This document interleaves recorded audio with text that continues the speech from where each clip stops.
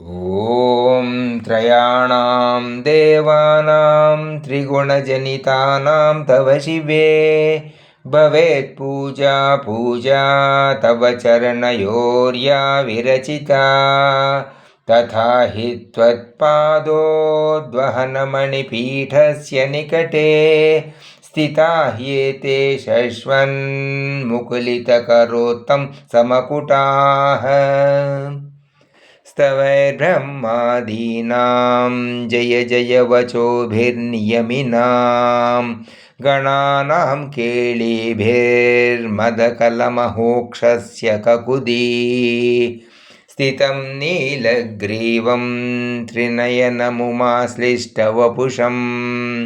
कदा त्वं पश्येयं करधृतमृगं खण्डपरशुम्